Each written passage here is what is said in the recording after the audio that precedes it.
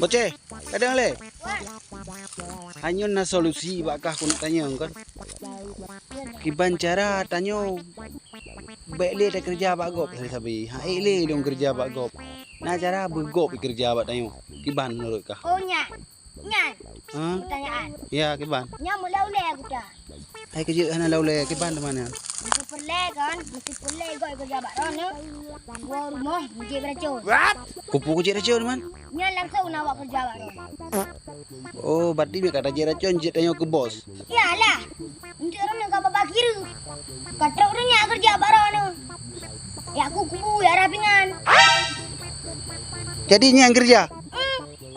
Oh, hanya kebuatnya boceh nyanyian solusi. Kapagah apa yang nyanyi dah boceh?